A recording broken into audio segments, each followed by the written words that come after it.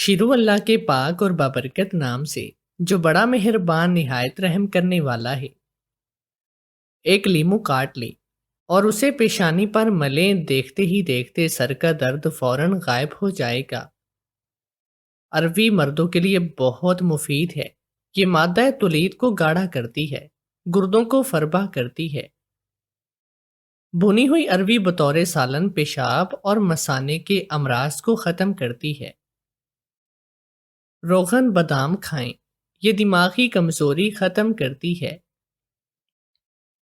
اگر آپ کو اپنے چہرے پر نور پیدا کرنا ہے تو روزانہ سورہ نور کی آیت نمبر 35 ایک مرتبہ پڑھ کر اپنے اوپر پھونکیں، انشاءاللہ نور ہی نور پیدا ہوگا۔ 11 کھجوریں رات کو پانی میں بھگو کر رکھ دیں، صبح گٹھلیاں نکال کر دودھ شامل کر کے ملک شیک بنائیں اور بچوں کو پلائیں، کچھ دنوں میں قد بڑھ جائے گا۔ بانس کی جڑ کا سفوف 2 چٹکی کھانے میں ملا کر کھائیں، قد تیزی سے بڑھے گا۔ کھانے کے بعد ناریل کا چھوٹا سا ٹکڑا کھائیں، بڑا ہوا پیٹ کم ہو جائے گا۔ 6 چمچ دہی اور سفید زیرہ 1 چٹکی دن میں 1 مرتبہ کھائیں، بڑا ہوا پیٹ کم ہوگا۔ اگر قطرہ قطرہ پیشاب آتا ہے تو تلوں والی ریوڑی کھائیں، انشاءاللہ یہ مسئلہ دور ہو جائے گا۔ ہاتھوں پر دہی کا لیپ کر لیں اور کچھ دیر کے بعد دھو لیں، آپ کے ہاتھ نرم اور ملائم ہو جائیں گے۔ نیاز بو کی چٹنی بنائیں، اس میں تھوڑا سا نمک اور مرچ ملائیں، کھانے کے ساتھ اس کو کھائیں، یورک ایسڈ کا مسئلہ جڑ سے ختم ہوگا۔ پودینے کے قہوے میں 2 چمچ شہد ملا کر پی لیں، معدے کی گیس کا مسئلہ حل ہو جائے گا۔ کریلے کی سبزی شوگر کے مریض کھائیں، یہ بہترین غذا ہے۔ کلونجی اور کشت شیریں دونوں کو پیس کر مکس کریں، صبح شام پانی کے ساتھ استعمال کریں، الرجی اور چھینکوں سے چھٹکارا ملے گا۔ اللہ نے اس سانپ کو جس کے منہ میں بیٹھ کر شیطان جنت تک پہنچا، اسے اصفہان میں پھینکا ہے۔ السی ابال کر اس میں چند قطرے لیموں کا رس اور شہد ملا کر نقش فرمائیں، نزلہ زکام اور کھانسی سے نجات کا لاجواب ٹوٹکا ہے۔ کھجور بلغم نکالتی ہے، سانس کے امراض کے لیے مفید ہے۔ دن میں 3 کھجوریں ضرور کھایا کریں۔ چھوارا گرم ہوتا ہے، چھاتی اور پھیپھڑوں کو قوت دیتا ہے۔ رات کے کھانے سے پہلے 21 کالی مرچوں کا قہوہ پئیں، سانس پھولنا اور پھیپھڑوں پر پانی چڑھ جانے کا مسئلہ دور ہوگا۔ روزانہ آدھے لیموں کا رس اور 1 چمچ شہد 1 گلاس پانی میں 40 دن پئیں، ہاتھ پاؤں سن نہ ہوں گے۔ کسی بھی بیماری کے بعد غذا ہمیشہ کم کھانی چاہیے۔ غصے کی حالت میں کھانا کھانے سے بدہضمی پیدا ہوتی ہے۔ دوپہر کے کھانے کے بعد آرام کرنا چاہیے اور رات کے کھانے کے بعد چہل قدمی کرنا صحت کے لیے بہت مفید ہے۔ لال مرچ کا زیادہ استعمال کرنے سے معدے، آنکھوں اور دماغ کو نقصان ہوتا ہے۔ بیت الخلاء میں زیادہ دیر بیٹھنے سے دماغی امراض لاحق ہونے کا خدشہ ہے۔ بنا چینی کے لیموں پانی بنا کر پینے سے سانس کی بدبو ختم ہو جائے گی۔ کچا دودھ پینے سے معدے کو طاقت ملتی ہے۔ سیب کھانے کے فوری بعد پانی پینے سے گلا خراب ہوتا ہے۔ نیلے رنگ کے کپڑے پہننے سے رنگ خوبصورت ہو جاتا ہے۔ نہارمو انگور کے چند دانے کھانے سے دماغ تیز ہوتا ہے۔ اگر جسم پر گرمی کے دانے نکل آئیں تو سرسوں کا تیل گرم کر کے لگاؤ، دانے ختم ہو جائیں گے۔ وزن کم ہونا شروع ہو جائے تو پکے ہوئے کیلے کھانے سے وزن دوبارہ ٹھیک ہو جائے گا۔ پانی نیم گرم پینے سے دماغ تیز ہوتا ہے۔ یاد رکھیے، دیر سے اٹھ کر ناشتہ کرنے والا بندہ کبھی وزن نہیں کم کر سکتا۔ تکیے کے بغیر سونے سے کمر مضبوط ہوتی ہے۔ اجوے کھجور کھانے سے کینسر جیسی بیماری آہستہ آہستہ ختم ہونے لگتی ہے۔ جن لوگوں کو گرمی میں چڑچڑا پن رہتا ہو وہ آلو بخارے کا جوس پیا کریں۔ اگر آپ ہمیشہ جوان رہنا چاہتے ہیں تو جب غصہ آئے تو غصے کو پی جایا کرو۔ نہارمو مولی 2 ہفتے کھائیں، پتے کی پتھری ختم ہو جائے گی۔ روزانہ صبح لہسن کے 2 جوے اور 1 چائے کا چمچ شہد کھانے سے بلڈ پریشر بالکل نارمل رہتا ہے۔ میں نے اپنے بھائی کی شادی اپنی نند کے ساتھ کی، لیکن میرا دل بہت گھبرا رہا تھا۔ میرے دل میں برے برے خیالات آ رہے تھے۔ آج ان کی شادی کی پہلی رات تھی، مجھے ان کے کمرے سے دور ہی جانا چاہیے تھا۔ میرا وہاں پہ کوئی کام نہیں تھا، لیکن میں اس کی طرف سے پریشان ہو گئی کہ میں نے جا کے دروازے پر دستک دی۔ اب میں سوچ رہی تھی کہ میں نے اچھا نہیں کیا، مجھے واپس چلے جانا چاہیے تھا۔ میں جیسے ہی واپس جانے لگی، میری نند نے دروازہ کھول دیا اور سامنے کا منظر دیکھ کر میں حیران تھی۔ میری شادی جس گھر میں، اس میں صرف میری نند تھی، جو کہ پاگل تھی۔ سب کہتے کہ اس کے ساتھ بچپن میں کوئی مسئلہ بن گیا تھا، اس لیے یہ پاگل ہے، لیکن دیکھنے میں وہ ٹھیک لگتی تھی۔ پریشان طبیعت خراب ہو جاتی تھی۔ میرا شوہر باہر کے ملک میں کام کرتا، اس نے کہا تو شادی کے بعد بھی اسے باہر کے ملک جا کر کام کرنا ہوگا۔ مجھے اس بات سے کوئی مسئلہ نہیں تھا، اور میں ویسی بالکل بھی نہ تھی جو شوہر کو اپنے ہاتھ میں رکھ کے بیٹھنا چاہتی تھی۔ میں کہتی کہ باہر کے ملک بھی جائے یا جہاں بھی، بس پیسے کمائے۔ مجھے پیسے سے بہت لگاؤ تھا، مجھے پیسے بہت اچھے لگتے تھے، اور اچھے کیوں نہ لگتے، دنیا کی ہر چیز پیسے سے خریدی جا سکتی ہے۔ تو پھر انسان یہ کیوں کہتا ہے کہ بس اس کو تو ضرورت کے پیسے چاہیے؟ ایسا نہیں ہوتا، ہر انسان کو پیسے چاہیے، اور جتنے زیادہ ہوں اتنے کم لگتے ہیں۔ میری ساس خود ہی میری نند کا بہت خیال کرتی تھی۔ اس کا نام ارم تھا، دیکھنے میں بہت خوبصورت تھی اور جوان بھی تھی، لیکن جب تھی پاگل تو پھر جوانی اور خوبصورتی کا کیا فائدہ۔ میری ساس پورا دن اس کے کام کرتی، مجھے کبھی بھی کچھ نہ کرتی تھی۔ یہ نہ کہتی کہ میں اس کا وہی کام کروں، اور میں کرتی بھی نہ تھی۔ میرا شوہر شادی کے 2-3 مہینے بعد واپس چلا گیا۔ اس نے کہا کہ وہ 1 سال کے بعد آئے گا، اس سے پہلے نہیں آ سکتا۔ جس جگہ پر کام کرتا تھا ان کی پالیسی ایسی تھی۔ میری ساس بہت بیمار رہتی تھی، ایک دن وہ اس دنیا سے چلی گئی۔ جانے سے پہلے میں ان کے پاس تھی، مجھے پتا تھا کہ ان کا آخری وقت آ چکا ہے۔ مجھے ان سے کوئی مسئلہ نہیں تھا، کیونکہ وہ بولی نہیں تھی، اپنے کام سے کام رکھتی تھی، میرے معاملے میں کبھی نہیں بولتی تھی۔ انہوں نے مجھے کہا کہ تم سے بڑی ضروری بات کرنی ہے، لیکن اب ایسے کرنی پڑ رہی ہے۔ دراصل ارم تمہارے بھائی کو بہت پسند کرتی ہے، اگر تم مانو تو دونوں کی آپس میں شادی کرا دو۔ میری بیٹی کو خوشی مل جائے گی، وہ بالکل ٹھیک ہو جائے گی۔ میں تو یہ بات سن کر حیران تھی۔ میرا ایک بھائی تھا جو کبھی کبھی میرے گھر آتا۔ میرا بھی بھائی بالکل ہیرو جیسا تھا، بہت ہی زیادہ خوبصورت تھا۔ ہمارے خاندان میں سب سے لاڈلا تھا، کیونکہ ایک ہی لڑکا تھا۔ میرے 3 چاچو تھے، لیکن سب کو اللہ نے بیٹیاں دی تھی، اور میرا بھائی تھا، اس لیے سب اس کو بہت زیادہ پیار کرتے تھے۔ میں نے اپنی ساس کی طرف حیران ہو کر دیکھا کہ وہ یہ بات کیسے کر سکتی ہے۔ وہ اپنی پاگل بیٹی کے رشتہ میرے نوجوان بھائی اور حسین بھائی کے ساتھ کروانا چاہتی تھی۔ میرا بھائی صرف خوبصورت نہیں تھا، بلکہ اس کی نوکری بھی اچھی تھی، وہ اچھے پیسے بھی کماتا تھا۔ میں نے تو حیران تھی کہ میری ساس نے کہا کہ وہ تمہارے بھائی سے محبت کرتی ہے۔ میں نے کہا کہ اسے اپنا آپ کا پتہ نہیں، اسے محبت کا پتہ ہے۔ میری ساس نے کہا کہ کیسی بات کر رہی ہو، جب اس کی شادی ہو جائے گی تو وہ بالکل ٹھیک ہو جائے گا۔ تمہارا شوہر تو ہمیشہ اپنے کاموں میں مصروف رہتا ہے، میں بھی اس دنیا میں نہیں رہی تو پھر اس کا کیا ہوگا؟ تم اپنے بھائی کے ساتھ اس کی شادی کروا دینا، دونوں ہمیشہ خوش رہیں گے۔ میری روح کو بھی سکون آ جائے گا۔ میرا تو دل کر رہا تھا کہ میں ساس کو کہوں کہ ایسا کچھ نہیں ہونے والا، لیکن وہ پہلے ہی مرنے والی تھی، اس لیے میں نے ان کو ایسا کچھ نہیں کہا۔ میں نے کہا ٹھیک ہے، میں دیکھ لوں گی یہ معاملات۔ میں نے کہا میری بیٹی کا خیال کرنا، وہ بڑی معصوم ہے، اس کو جو کہو گی وہ ویسا کرے گی، وہ تو تمہارے سارے کام بھی کرے گی، بس اسے کبھی کوئی دکھ نہ دینا۔ ہم نے اسے بڑی منتوں اور مرادوں سے حاصل کیا تھا، وہ بیچاری اپنی جگہ بے بس ہے، اس کے ساتھ مسئلے مسائل ہیں، اس کا بہت خیال کرنا پڑتا ہے۔ میں ایک مرتے ہوئے انسان کو کیا کہتی؟ میں نے ان کی ہر بات کے لیے ہاں میں سر ہلا دیا اور کہہ دیا کہ سب کچھ ٹھیک ہو جائے گا، میں سب کچھ سنبھال لوں گی۔ میری ساس اس دنیا سے چلی گئی، میرا شوہر ان کے منہ پر نہ آ سکا، لیکن بڑا پریشان تھا۔ اس نے بھی یہی کہا کہ میری بہن کا گھر کا خیال رکھنا، سارا گھر میرے حوالے تھا، میرا جو دل کرتا میں کرتی، جی اب دل کرتا تھا اٹھ جاتی، جو دل کرتا پکاتی، کبھی باہر سے آرڈر کر دیتی، اپنی نند کو بھی دے دیتی، لیکن میں اسے بہت زیادہ تنگ تھی، مجھے سمجھ میں نہیں آ رہا تھا کہ میں اس کا کیا کروں۔ میری ایک سہیلی تھی، اس نے کہا کہ اس کو بیچ دو، تو میں نے کہا کہ اس کو کون خریدے گا؟ انہوں نے کہا کہ ایسے بہت سے لوگ ہوتے ہیں جو شادی کرنے کے لیے عورت کو خرید لیتے ہیں۔ یہ تو بڑی پرانی رسم چلتی آ رہی ہے، آج کل بھی یہ چلتا ہے، تو یہ بہت زیادہ خوبصورت ہے، اس کو تو کوئی بھی لے لے گا۔ میں نے کہا کہ تم ہی پھر پتہ کرو کہ کون ایسا ہے جو اس کو خریدے گا۔ اس نے کہا کہ ٹھیک ہے، میں پتہ کروں گی۔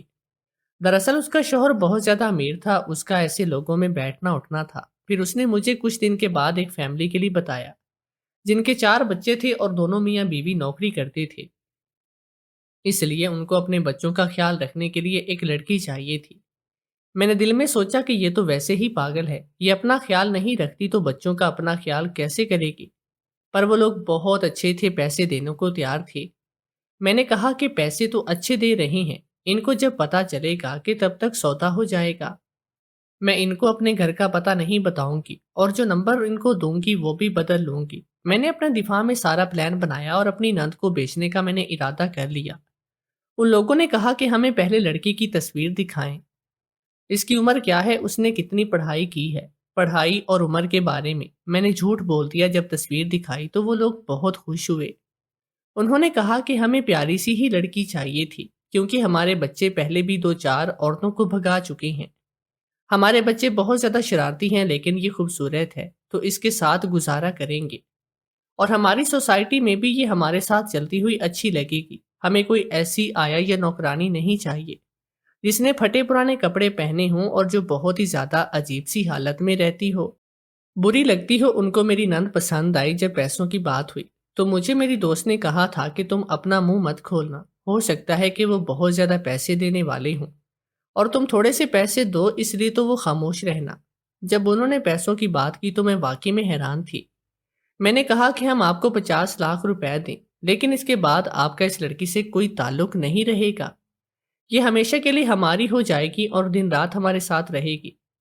اگر آپ کبھی اس سے ملنے کی کوشش کریں تو ہم آپ کو ملوا دیں گے، لیکن آپ اسے اپنے ساتھ کہیں نہیں لے جا پائیں گی۔ میں تو بڑی خوش ہوگی۔ میں نے کہا کہ ہاں کیوں نہیں، مجھے 50 لاکھ کوئی برے لگ رہے تھے۔ میں نے اپنی نند کو بیچ دیا اور اسے کہا کہ اب اس کو ان لوگوں کے ساتھ رہنا ہے۔ ویسے بھی پاگل تھی، میری بات آسانی سے مان چکی تھی۔ میری ساس جس دنیا میں تھی نہیں، اب رہ گیا میرا شوہر، تو اس کو میں نے یہ کہہ دیا کہ ارم گھر سے بھاگ گئے۔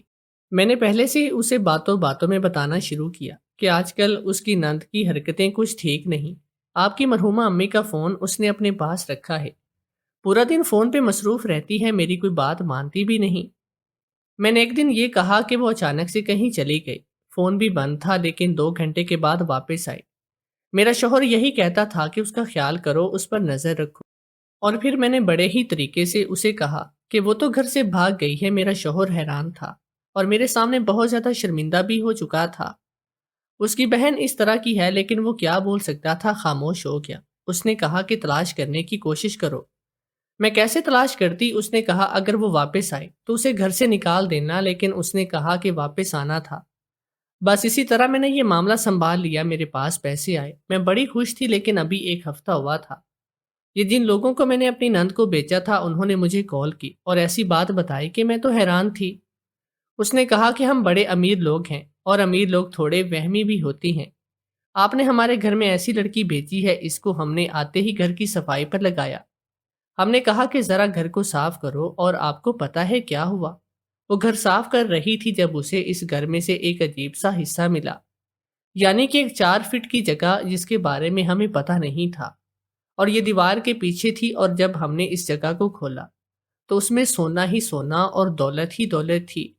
ہم تو ابھی تک حیران ہیں، ہمیں تو یقین نہیں کہ یہ لڑکی تو بڑی قسمت والی ہے، اس کے ہاتھوں سے ہی تو وہ سب کچھ ہوا ہے۔ اب ہم لوگ اپنی ساری فیملی کو لے کر باہر کے ملک جا رہی ہیں، لیکن اس کو اپنے ساتھ نہیں لے جا سکتے، کیونکہ پھر ہمیں اس کا بھی پاسپورٹ اور ویزا بنوانا پڑے گا۔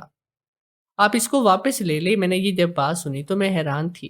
میری امی کہا کرتی تھی یہ جو لوگ اللہ کے بندے ہوتے ہیں، یعنی کہ جن کے اندر کوئی نہ کوئی کمی ہوتی ہے، ان کی قسمت بڑی اچھی ہوتی ہے، اور کبھی کبھی ان کو ایسی باتوں کے بارے میں پتا ہوتا ہے جو عام لوگوں کو پتا نہیں ہوتا۔ لوگ ان کے ہاتھ سے لاٹری کی ٹکٹ لکھواتے ہیں اور جیت جاتے ہیں۔ اسی طرح کے کیس پہلے بھی ہو چکے تھے۔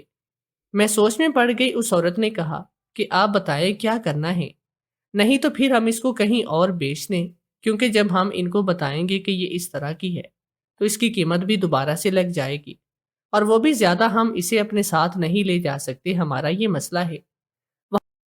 یہاں پاکستان میں رہنا نہیں چاہتے، ہمارے پاس بہت دولت ہے، ہم دنیا کے کسی اور ملک میں رہنے کے لیے جا رہے ہیں. میں نے کہا کہ آپ مجھے ہی واپس بھیج دیں، جتنے پیسے آپ نے مجھے دیے تھے میں وہ پیسے آپ کو واپس کر دیتی ہوں، اس سے زیادہ تو میرے پاس ہیں بھی نہیں. انہوں نے کہا کہ ٹھیک ہے، اور مجھے کہا کہ میں ان کے گھر آ جاؤں.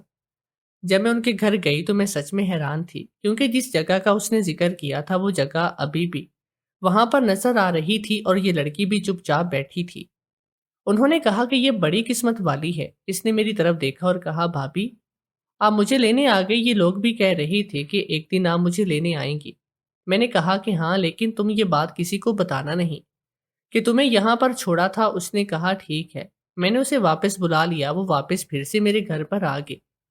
لیکن اب پھر میرے لیے مسئلہ بن چکا تھا، میں اپنے شوہر کو کیا بتاتی. میرے شوہر نے کہا کہ اسے تلاش کرو، اگر واپس آنے کی کوشش کرے تو اسے گھر میں مت آنے دینا، اسے گھر سے باہر نکال دینا، یہی اس کی سزا ہوگی. میں تو بری طرح سے پھنس چکی تھی. وہ کہتے ہیں نا کہ ایک جھوٹ کو چھپانے کے لیے 10 جھوٹ بولنے پڑتے ہیں. کاش کہ میں نے اسے یہ سب کچھ نہ کہا ہوتا اور سارا معاملہ اسی طرح کلیئر ہو جاتا. ان کی 10-15 دن کی بات تھی، لیکن میں تو اسے بڑی بڑی کہانیاں سنا چکی تھی. اب مجھے اسے پھر سے جھوٹ بولنا پڑا. میں نے اسے کہا کہ دراصل تمہاری بہن بھاگی نہیں، وہ پاگل ہے نا. تو وہ اپنی ایک سہیلی کے گھر پر چلی گئی اور وہاں پر جا کر چھپ گئی تھی. ہمیں لگا کہ کسی لڑکے کے ساتھ بھاگ گئی. میرا شوہر حیران تھا، وہ پوری دنیا میں آتا جاتا تھا، کام کر چکا تھا، باہر رہتا تھا. اس کو پتا چل جاتا کہ میں جھوٹ بول رہی ہوں، لیکن شاید اسے مجھ پر بہت زیادہ بھروسہ تھا. جس نے میری بات مان لی اس نے کہا کہ ہاں یہ ہو سکتا ہے، وہ تو پاگل ہے، ایک دفعہ پہلے بھی اسی طرح سے نکل چکی تھی اور ہمیں ایک ہفتے کے بعد ملی تھی. ہمیں پتا چلا کہ چاچو کے گھر پر چلی گئی اور ان سے کہا تھا کہ میں لڑ کر آئی ہوں، اس لیے میرے بارے میں کسی کو مت بتائیں. ہو سکتا ہے کہ ایسا ہی کوئی معاملہ اس دفعہ بھی ہو. تم نے اسے صحیح طرح سے پوچھا؟ میں نے کہا کہ ہاں، میں نے اسے اچھی طرح سے پوچھا ہے. اس کی سہیلی نے بھی کہا کہ یہ کہہ رہی تھی کہ کسی کو بتانا نہیں کہ میں یہاں پر ہوں، لیکن پھر میں نے بتا دیا. میرے شوہر نے مجھے ڈانٹ دیا اور اس نے کہا کہ پھر تم کہاں تھی جب وہ گھر سے بھاگی تھی؟ تم اس کا خیال نہیں رکھ سکتی؟ اور تم مجھے تلاش کرنے کی بجائے اس کے بارے میں کہانیاں بنا رہی تھی کہ وہ گھر سے بھاگ گئی. میری بہن پاگل ہے، بھلا وہ کس کے ساتھ گھر سے بھاگ سکتی ہے؟ اسے کیا پتا کہ یہ سب کچھ کیسے ہوتا ہے اور وہ کون ہوگا اس کو اپنے ساتھ لے کر بھاگے گا. پورے محلے کو، سارے خاندان کو پتا ہے کہ اس کا دماغ خراب ہے. میں نے کہا کہ ہاں، لیکن اب اس کی شادی کی عمر تو بھی ہو گئی ہے، میں اس کی شادی کروانا چاہتی ہوں. میرے شوہر نے کہا کہ کسی سے شادی کرواؤ گی؟ کوئی بھی شادی نہیں کرے گا اس سے. میں نے اسے کہا کہ میرے پاس ایک لڑکا ہے، میں اسے شادی کرواؤں گی. میرے شوہر نے کہا کہ میرا دماغ نہیں کھاؤ، مجھے نہیں پتا تم مجھے کیا کیا کہانیاں سنا رہی ہو، بس میری بہن کا خیال کرو. میں نے کہا کہ ہاں بالکل خیال کروں گی، آپ فکر مت کریں. دراصل میں اپنی نند کی شادی اپنے بھائی سے کروانا چاہتی تھی، کیونکہ میرے بھائی کی زندگی میں حالات اونچ نیچ ہو رہے تھے. اس نے کاروبار شروع کیا جو کہ ختم ہو چکا تھا، اس کا بہت زیادہ نقصان ہوا تھا اور میں کسی جگہ پیسے لگا رکھے تھے، وہ پیسے بھی پھنس چکے تھے. اس نے اپنے دوست کے ساتھ ہی کاروبار شروع کیا. اس کا دوست اب پیسے دینے سے انکاری ہو گیا تھا. اس نے کہا تھا کہ میرے پاس کوئی پیسے نہیں. میرا بھائی کہتا تھا کہ میری قسمت بڑی خراب چل رہی ہے، پتہ نہیں مجھے کیا ہو گیا ہے، مجھے کسی کی نظر لگ گئی ہے. خوبصورت لوگوں کو نظر لگ جاتی ہے، اس لیے میں نے اپنے دفاع میں یہ پلان بنایا کہ میں اپنی نند کی شادی اپنے بھائی سے کرواؤں گی تاکہ اس کی قسمت کی وجہ سے میرے بھائی کی قسمت بھی چمک جائے. میں اس کو کہیں اور بیچ سکتی تھی، لیکن میں اس کو بیچنا نہیں چاہتی. یہ وہی بات تھی کہ میں انڈا کھانا چاہتی تھی، مرغی نہیں کھانا چاہتی تھی. میں نے اپنے بھائی کو یہ سب کچھ بتایا اور اس کو بھی راضی کیا. اس کو راضی کرنا بھی بڑا مشکل تھا، لیکن وہ حسن پرست آدمی تھا. اس نے جب لڑکی کو دیکھا تو اس نے مجھ سے کہا، یہ تو بڑی پیاری ہے. انہوں نے کہا یہ پاگل ہے، اس کو سنبھالنا تمہارے لیے آسان ہوگا. اس نے کہا کہ باجی اب کیسی باتیں کر رہی ہیں، پاگلوں کا سنبھالنا آسان کہاں ہوتا ہے. تو میں نے کہا یہ اس طرح کی پاگل نہیں، اس کو تھوڑا سا غصہ کرو تو ڈر سے ایک جگہ بیٹھ جاتی ہے. تم بھی ایسا کرنا، اس کو شروع سے کھینچ کر رکھو گے تو یہ چپ چاپ جو ہمارے ساتھ اپنی زندگی گزارے گی، اور تم نے کسی کو یہ تھوڑی بتانا ہے کہ یہ تمہاری بیوی ہے.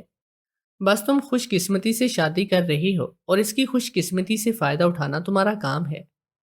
برے حالات چل رہے تھے میری زندگی میں۔ ایک طرف اپنے شوہر کو بڑی مشکل سے منایا، دوسری طرف اپنے بھائی کو اور اب اپنی نند کو بھی منانا تھا۔ لیکن اس کی ماں نے تو مجھے کہا تھا کہ وہ میرے بھائی کو پسند کرتی ہے، تو پھر کیوں نہ مان جاتی۔ میں نے اسے جب بات کی تو اس نے کہا کہ وہ تو پرانی بات ہے، اب میرا دل نہیں مانتا۔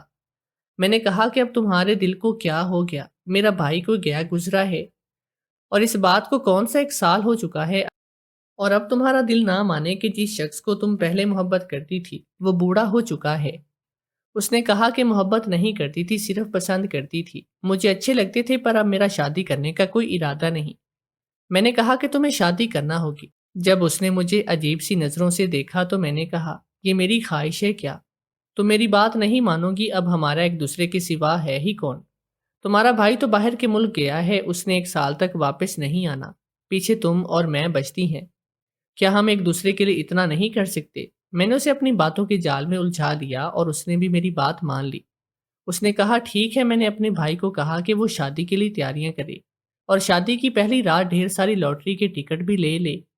شادی کی پہلی رات اپنی بیوی کے ساتھ بیٹھ کر چیک بھی کرے کہ ٹکٹ نکلے ہیں کہ نہیں، اور مجھے یقین ہے کہ اسی رات میں کوئی ٹکٹ نکل آئے گا۔ میرا بھائی ابھی بھی مجھے کہنے لگا، بھابھی آپ کی پورا یقین ہے نا؟ تو ایسی بات ہے۔ میں نے کہا کہ وہ لوگ پاگل تھے جنہوں نے اس کو 50 لاکھ روپے میں خریدا اور پھر ان کے گھر سے اتنا سارا سونا نکل آیا، پہلے کیوں نہ نکلا؟ میرے بھائی نے کہا کیوں ہو سکتا ہے کہ اتفاق نہ ہو ان میں؟ اس کی قسمت واقعی میں بہت اچھی ہے۔ اس کی ماں نے بھی مجھے کہانیاں سنائی تھی کہ ہم لوگ بڑے غریب تھے، ہمارے سر پر بڑے قرضے تھے، اور جب یہ پیدا ہوئی تو اس کے بعد سے ہمارے حالات اچھے ہو گئے۔ اس کا بھائی یعنی کہ میرا شوہر بھی مجھے اکثر بتاتا تھا کہ مجھے اس دن باہر کے ملک جانا تھا۔ اس دن بھی اسی کی وجہ سے میری جان بچی تھی اور میں مرتے مرتے بچ گیا تھا، نہیں تو میں اسی دن مر جاتا اور باہر کے ملک بھی نہ جا پاتا۔ کوئی نہ کوئی معاملہ تو تھا اس کے ساتھ، اور یہ معاملہ بھی کیا برا تھا۔ جیسے انسان سے وہ محبت کرتی تھی، اس نے اس کے ساتھ شادی کرنے سے انکار کر دیا، لیکن اب وہی انسان اس سے شادی کر رہا تھا۔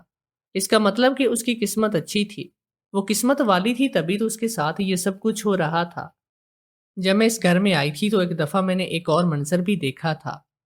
کچن میں چولہے کے اوپر کوکر رکھا تھا اور شاید پانی زیادہ ڈال دیا تھا۔ اب وہ کوکر پھٹ گیا تھا، اور جب کوکر پھٹا تو کچن کے اندر کھڑی تھی، لیکن اس کو کچھ بھی نہ ہوا، جبکہ سارے کچن کی دیواریں بھر گئی، لیکن اس کو ایک خروچ بھی نہ آئی۔ کوئی نہ کوئی معاملہ تھا اس کے ساتھ، اور یہ کوئی مزے کی بات نہ تھی۔ میں نے اپنے بھائی کو بھی منایا اور اپنے شوہر کو بھی۔ اس نے کہا کہ تم اپنے بھائی کی زندگی برباد کر رہی ہو۔ میں کچھ نہیں کہہ سکتا، میں تو ایسے معاملے پر خود غرض ہو جاؤں تو مجھے پر واجب ہے میری بہن سے کسی کی شادی نہیں کرنی۔ اگر تمہارا بھائی اسے شادی کر لے تو یہ اس کا بڑا پن ہوگا۔ میں نے کہا کہ اس کا بڑا پن یہ ہے، میرا بھائی بہت اچھا ہے، انسان ہے، وہ کہتا ہے کہ میں اس لڑکی سے شادی کروں جس سے کوئی شادی نہ کر رہا ہو۔ میرے ماں باپ نے تو ایسی تربیت کی ہے، میں نے اپنے بھائی کو اپنے شوہر کے سامنے بہت زیادہ اچھا بنایا، جبکہ ادھر میرا بھائی بار بار ایک ہی سوال کرتا کہ اس سے شادی کرنے کے بعد میرے معاملات ٹھیک ہو جائیں گے نا؟ جو میرے پیسے ادھر ادھر پھنس چکے ہیں وہ مجھے واپس مل جائیں گے؟ اور میں کہتی تھی کہ ہاں ایسا ہوگا۔ میں نے ان دونوں کی شادی کے سارے انتظامات کروائے اور ان دونوں کی شادی کروا دی۔ میرے شوہر کے آنے میں ابھی بھی 5 مہینے باقی تھے۔ مجھے اپنے بھائی سے بڑی محبت تھی، میں نے اپنے بھائی کا بڑی بڑی جگہ رشتہ کروانے سے انکار کیا۔ بہت سارے رشتے آئے تھے، اس کے لیے میری اپنی کزنیں تھیں، میرے چاچو کی بیٹیاں تھیں، میری خالہ کی بیٹیاں، پر میں نے اپنے بھائی کو ہر جگہ سے انکار کرنے کو کہا تھا، کیونکہ میں نے اسے کہا تھا کہ میں اس کی شادی بہت ہی خوبصورت اور ایک امیر لڑکی سے کرواؤں گی۔ یہ خاندان کی لڑکیوں سے شادی کروا کے بھلا ہمیں کیا ملے گا؟ ان کے پاس دینے کے لیے ہے ہی کیا؟ اوپر سے کہیں گے کہ خاندان والے ہیں تو لحاظ کر لیں، جہیز بھی نہ دیں گے۔ مجھے اپنے بھائی پر بہت ناز تھا، اور آج وہ دولہا بن کے بہت ہی زیادہ خوبصورت لگ رہا تھا۔ میں بہت خوش تھی، کیونکہ میں نے بالآخر اس کے لیے ایک ایسی لڑکی تلاش کی جو خوبصورت بھی تھی اور قسمت والی بھی تھی۔ میں نے جو پیسے اپنی نند کو بیچ کر کمائے تھے وہ سارے ختم ہو چکے تھے۔ میرا شوہر تو مجھے صرف گھر چلانے کے لیے پیسے بھیجتا تھا، لیکن میں نے اپنے بھائی سے کہا اگر اس کی قسمت بدل گئی تو وہ مجھے بھی یاد رکھے۔ اس نے کہا کیوں نہیں، ویسا ہی کرے گا۔ اس لیے میری اس پر بہت ساری امیدیں تھی۔ آج ان کی شادی کا پہلا دن تھا، لیکن پتہ نہیں کیوں میرا دل بہت زیادہ گھبرا رہا تھا۔ اس وجہ سے کہ میں نے اپنے بھائی کی شادی ایک پاگل لڑکی سے کروائی تھی۔ اس لیے میں نے اس کا ابھی تک پاگل پن کا ایسا کوئی مظاہرہ نہیں دیکھا کہ میں کہوں کہ یہ تو واقعی میں بہت زیادہ پاگل ہے۔ لیکن پھر بھی میں بہت زیادہ پریشان تھی۔ میں نے کہا آج کے دن تو بہت اچھی خاصی لڑکی بھی پریشان ہو جاتی ہے، کہیں پریشان ہو کر الٹی سیدھی حرکت نہ کر بیٹھے۔ میں نے اپنے بھائی کو کہا تھا یہ دروازہ بند نہیں کرنا، لیکن اس نے دروازہ بند کر دیا۔ مجھے کمرے میں جانے کا شوق نہیں تھا۔ میں نے تو احتیاطاً کہا تھا کہ اگر کوئی مسئلہ ہو تو کم سے کم دروازہ تو کھلا ہو۔